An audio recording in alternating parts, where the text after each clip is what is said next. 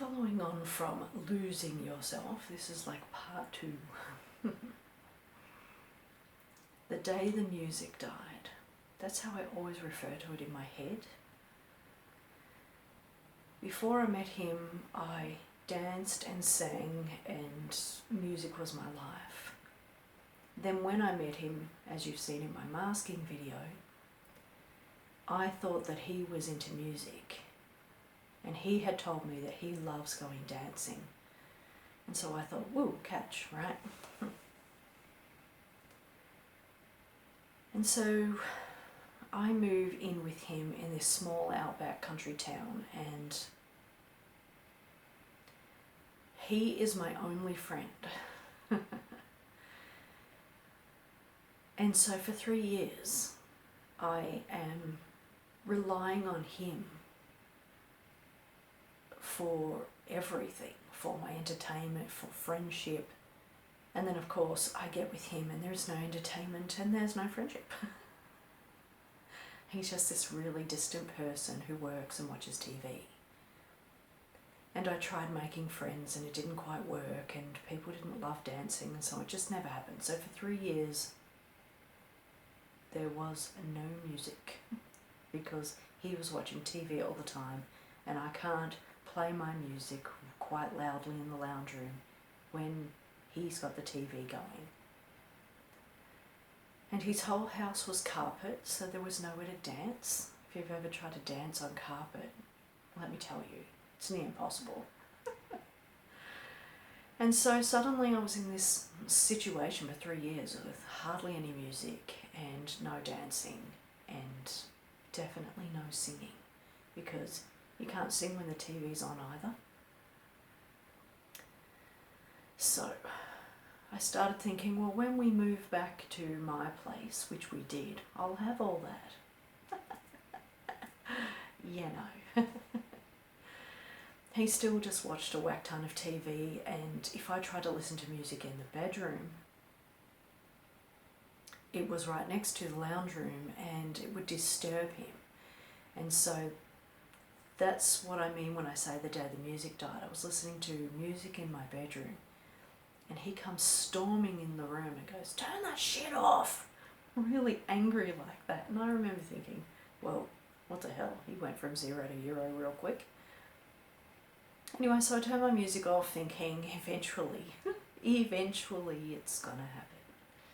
Eventually we'll go dancing, eventually this, eventually that, and there was no eventually. The only time that I could listen to music was in my car if I was driving by myself. Anytime I went with him, I had to have the music off or quiet, because he didn't like the sound of loud music, which is fair enough considering he's on the spectrum and that would agitate him. But that's what I mean by losing yourself. I love being in the car with my music so loud 50 cars around me can hear it. And I love to sing in my car and pretend that I'm on The Voice, you know, and just have fun, because I can't do it at the house. So I get in my car and I do it there. Except if he's in the car with me. And if he's driving, which was most of the time because he badgered my driving so badly I stopped driving, there was definitely no music. And if there was, it was his music, and it wasn't stuff I could really sing to. Anyway, again, they're just little signs of how you lose yourself, you know. Anyway, so you eventually move to this house here, which is really quite big. And there's his room up the back and my room at the front. So finally, I could listen to music. But he would keep coming in and interrupting in the early days. Like, I'd be in the midst of having a good dance or a sing or something, and then I'd look up and there he is in the doorway. I'm like, you're wrecking my zone. And I'd tell him, can you please not do that? And he'd find the stupidest, idiotic, dumbest reasons to come in. You know, oh, I just got to get. You don't. Just give me my hour, right? I just want to come into the room and relax and listen to my music and lose myself in my music, and you're not even giving me 5 minutes. You know, the interruptions were relentless. They stopped a couple of years back when I started to figure out a way to lock the door by wedging something up against the door. Like, it's not even a proper lock, but it worked. And he'd bang on the door and go, I need to get something. I don't care. This is my time. And we fought about that. He'd still be banging at the door, and then he'd be stroppy because I'm locking him out and blah, blah, blah. And again, this is what I'm saying before about how don't care. I'm going to stand up for myself because it's been 20 years and I don't have any music in my life and I'm depressed AF. So just go away and let me listen to my damn music. And so eventually he learned to go away and let me listen to my damn music. But I still couldn't dance because we had carpet in the room. And so I could kind of sort of move a bit, obviously, but not really, you know, do any fancy footwork, because you need, as a dancer, you need a floor that's slippery so that you can move your feet. If you're on carpet, your feet grip and you can't move. And so I'd kind of dance a little bit, but it wouldn't be the dancing that I really wanted to, like really working out. But I could at least listen to my music and sing. And so it sort of took me 20 odd years to get that back. And then eventually we had a catastrophe where the ceiling fell in and it flooded the room, and we replaced the carpet with floorboards. And wow, it was like static, you know. But then, by the time that happened, I was nearing mid-40s. I was suddenly tired all the time, probably perimenopause or something. And I started to realise that I just didn't have the energy to bust a move the way that I did in my 20s. And so then I started to feel kind of down and dejected, but I could at least be in the bedroom and listen to my music. And that's what I mean by the day the music died. It was just slowly removed from my life over months and years, with me trying to fight to have it back and him just, I don't know what, why, how. It was like, because I enjoyed it so much, he hated it. He hated me being or enjoying something. I don't know. I really don't know what it was, but he was just so opposed to me just being in the bedroom by myself for an hour and listening to it. I mean, I can't even believe that we had to battle about that. And everybody kept telling me, because, you know, people don't understand. And even if you're watching this now, you're probably thinking the same thing. Everybody kept telling me, just dance and sing anyway, whether he walks into the room or not. Yeah, you haven't met my husband. He's the kind of person that kind of throws stuff back at you, like telling me, you can't sing, as in I sound bad. And I'm like, I'm not doing it for your approval. I'm doing it because I like to sing. But now you've got to rain on the parade and make me feel crap. And so, of course, if I'm in my room, I don't want him walking in. I don't want him having that ammo. I don't want him throwing it in my face later. I don't want any of that. And if I'm dancing in the middle of a song and I'm in a zone, I don't want him walking in the middle of it. It's interrupting. It'd be like if he was watching sport on the telly and I just went in and turned it off for half a second. It would piss him off, you know. And so I just wanted to be left alone in the room without him disturbing me. Just leave me be, you know, because like I said, I didn't have music all these years. It wouldn't have hurt him to give me that hour, you know. And on that note, I will say, I met this person, and when I told her that I don't get to go dancing outside of the house, because I don't have friends who dance, I don't have friends who like the nightclub scene, and he doesn't take me dancing, and I will not go out by myself, it's just not safe. And so when I told this friend that I dance in my room and just kind of pretend that I'm at a nightclub, you know, put the lights on low and put the music up loud and just dance my guts out because I really enjoy dancing, she said, "Oh, that's really," and I said, "depressing?" And she said, "I was going to say loser." I was like, wow, thanks. Thanks for the insult. But thankfully I was speaking to another friend and she put it into perspective and she said, regardless of whether you wish you were at a nightclub or not, the fact that you are still dancing and doing something you love is admirable because it's part of not losing yourself. You're still doing the thing that you love and nobody's stopping you. And you found a way to lock him out of the bedroom so that you can do it. And I thought, oh, thank you, that's a nice perspective. So whilst it might seem really strange that I'm alone in my room dancing and singing, I just wanted to have the music back. That being said, as I've mentioned, in the past few years I've been really tired, my God. Like I used to be able to dance from like 11 p.m. to 4 a.m. You know, just go, go, go. No alcohol, no drugs, no nothing. Just dancing because I had all that energy. And I must have used it up real quick in my 20s because it started to get to a point recently in the last few years where I could barely manage a half an hour. I'm like, damn, you know, pushing myself through. Can barely manage 20 minutes. Can barely manage 10. Can barely manage a song. And now I'm like finding that I can barely manage to dance one full song. Like I'm just that lacking in energy. But it still doesn't stop me, you know, putting my music on and stuff. But getting back to the point that I was leading to, there's been a couple of times in the past few years where I got drunk. A couple of years back, we went on a weekend away with family. And we were just having a few wines, which turned into me having a few too many wines.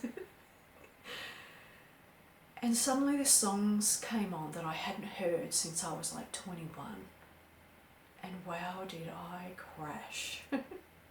Because I remembered the joy that I felt when I listened to that music in my 20s and the possibilities, all of the things that life was going to bring me, all of the opportunities. And there I was,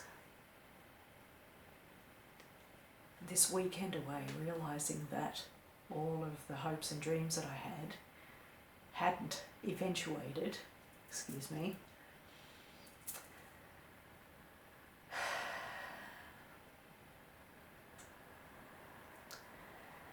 And so I became really teary and I was outside minding my own business because I try not to cry in front of my family. I try not to cry in general in front of anyone. Anyway, my youngest child came out and saw me. And I tried to fix myself up, but it was too late by then. I was in the throes of a big fat depression swing, you know. And my child says, wow, you're so sad. And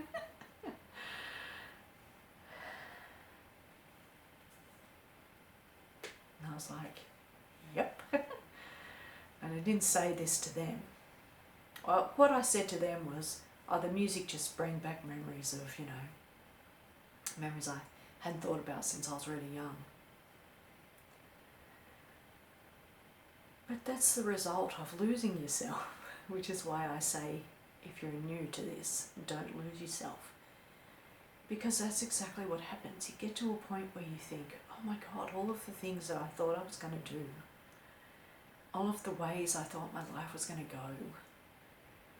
Like I really thought that we were going to have gatherings and there'd be music at those gatherings and people would be laughing and talking and singing and maybe even getting up and having a dance. And I definitely thought we were going to go clubbing often because he'd said he loved to dance, and I loved to dance. And so I really thought when he said that he loves to go dancing, he was going to take me dancing. I didn't realise we were only going to go 8 times, 28 years.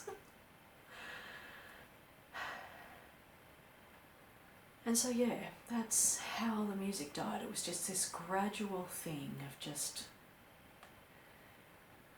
not being able to listen to it here, not being able to listen to it there, not being able to go out, not having those social gatherings, eventually having to lock myself away in a bedroom just to have the music. And you know, that person's maybe a little bit right where she said it's kind of losery. But not in the sense that she means. It's losery in that I lost myself. Like I literally lost doing the thing that I love doing the most. And now it's to the point where if I try to listen to music that I love, it actually makes me sad. No surprise.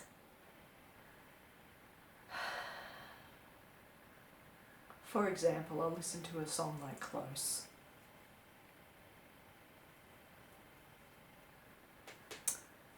Or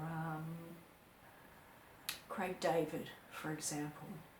And he's also smooth and singing about love and stuff. And because I don't have that, I don't have what the songs are about, I feel sad. Like Close is about not wanting to push somebody away. And I'm in this relationship where I was definitely pushed away. And then there's a few songs out there that are about a great sex life or a great sexual encounter. And I feel dejected again. Because damn, that's what I wanted. You know. So now I listen to my music and it kind of makes me feel glum. So I said to my youngest child, the one who walked out and saw me crying that time, said, I'm just going to start to listen to your music. And he's got good taste in music. Because I have no memories associated with his music. I have no heartbreaks, no hopes and dreams and wishes, no... I remember that time that I was singing that song and then my husband insulted me, now I hate that song, or I feel sad about that song, or something, you know, all of the crappy memories. And the killed off hopes and dreams. I don't have that with his music, so I listen to his music more, and I'm learning all of the lyrics and the beats and all that with them, so that, you know, I at least have music, just not music that's making me sad. Although I guess I'm just sad, really, to be honest. Yeah, because my hopes and dreams did kind of die. They died with him masking and pretending to be somebody he was never going to be, and me taking a really long time to realise that. And then finding out from others that you have to fight to hold on to yourself or else you lose it. And so then I started to try and fight for myself, and maybe it was a little bit too late, I'm not sure. Maybe I can find myself again. I don't know.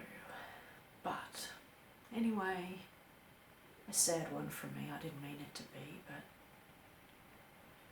you know, these relationships can be hard. And that's why I say again, if you're new to this, don't lose yourself. Don't tolerate their BS of trying to erase you and rub you out and destroy all the things that you love and take away and remove the stuff that you love. Because you're so busy catering to their wants and their needs. Try not to offend them or annoy them. And they've got that, you know, thing about noise, and they've got that thing about this and that and this. And I know on the other hand, if you're on the spectrum, you know, you don't want to be in a situation where if you hate loud noises, you're having to get in a relationship with somebody who loves doof doof music. and likes it at the max volume ever.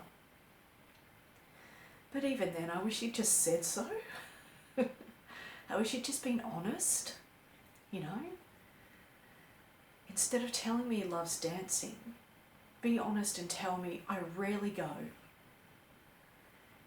And be honest and tell me I rarely listen to music.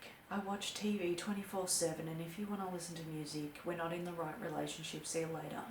But nope, he had to pretend to be all that, only for me to get in the relationship with him and realise that he wasn't. And silly, foolishly, I kept thinking that eventually it would happen. Eventually the music was going to happen. The gatherings and the dancing and the blah blah blah blah. And I guess again that's why I'm sad, because now it's 28 years in and it didn't happen. I have had to fight to make it happen. And in that fight I lost a big significant part of myself, and so that's why I say the day the music died. Anyway, I'm going to leave it here because it's just sad, I'm sure. So comment below if you can relate, and thank you for watching this video. I really do appreciate it.